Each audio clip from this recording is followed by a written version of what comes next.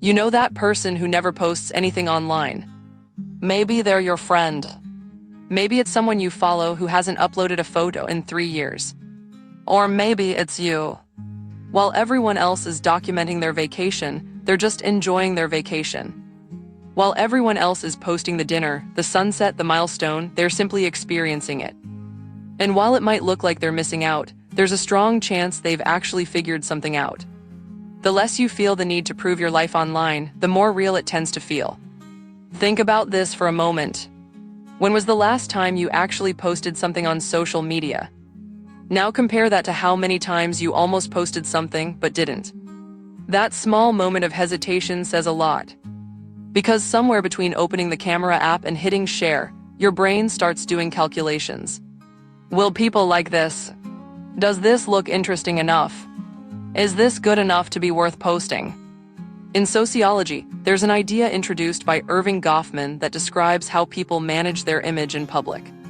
He called it the presentation of self. The idea is simple. In everyday life, people naturally adjust how they behave depending on the audience around them.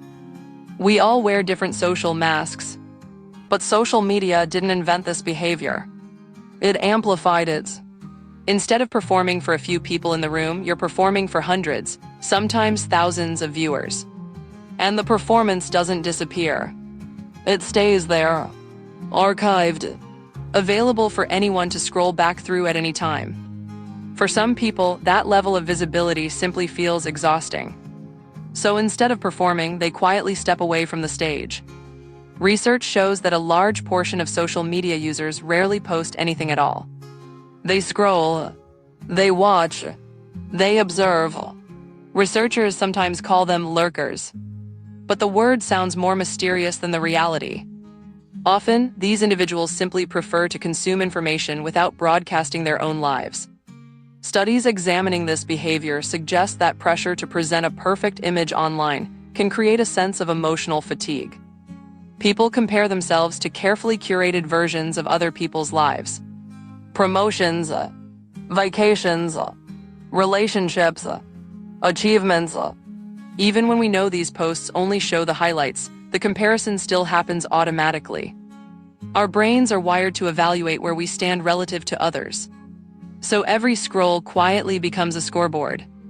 And over time, some people decide they'd rather not participate in that system at all. Another psychological explanation comes from something called self-determination theory. This theory suggests that people function best when they feel autonomy, competence, and genuine connection. In other words, when they feel in control of their choices. Social media, however, often shifts the focus toward external validation. Likes, comments, reactions, metrics that subtly turn personal experiences into public evaluations. People who rarely post may simply be protecting that sense of autonomy. They're choosing not to attach their self-worth to a feedback loop controlled by strangers. Their confidence isn't built on how many reactions a photo receives. Instead, they maintain boundaries between their private life and their public presence. Interestingly, avoiding frequent posting doesn't usually mean someone is disconnected. Many people who post very little online still maintain strong relationships in real life. In fact, research consistently shows that the quality of relationships matters far more than the number of connections. A few close friendships often provide more emotional stability than hundreds of casual interactions. People who stay quiet online may simply invest more energy into those deeper connections. Real conversations, private moments, shared experiences that aren't filtered through a screen. There's also an interesting psychological pattern that appears among people who avoid posting. They often demonstrate higher levels of private self-awareness. Psychologists sometimes distinguish between two types of self-consciousness. Public self-consciousness focuses on how others perceive us. Private self-consciousness focuses on understanding our own thoughts, feelings, and values. People who rarely post online tend to lean toward the second category. Instead of asking, "How will this look to others?" they ask, "How does this actually feel to me?" That shift creates mental space for reflection, for building an identity that exists independently of an audience. And that can lead to something surprisingly powerful, a sense of self that doesn't rely on constant feedback. This doesn't mean people who avoid posting are antisocial, or secretive, or disconnected. Often, they simply view privacy as valuable. They recognize that some experiences become less meaningful when they are constantly documented. A sunset can feel different when you're watching it, instead of framing it for a photograph. A conversation can feel deeper when you're fully present, instead of mentally composing a caption.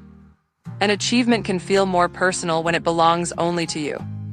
Choosing not to share every moment can actually protect the experience itself. And there's an interesting paradox hidden in all of this.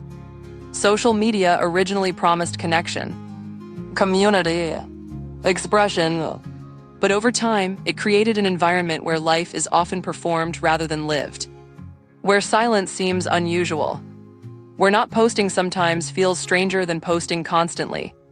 The people who step back from that environment aren't necessarily rejecting connection. They're simply rejecting the performance. They still connect. They still care about relationships. They simply do it on their own terms, in private conversations, in shared experiences, in moments that exist without an audience. So if you're someone who rarely posts online, it may not mean you're missing out. It may mean you've recognized something important. Not every meaningful moment needs documentation. Not every experience needs an audience. Sometimes the most real parts of life are the ones that remain unshared. And at the end of the day, the quietest lives are often the most deeply lived. If understanding the hidden reasons behind everyday behavior interests you, subscribe to Why Do We Do This? There are many more patterns people live every day without ever noticing. See you in the next video.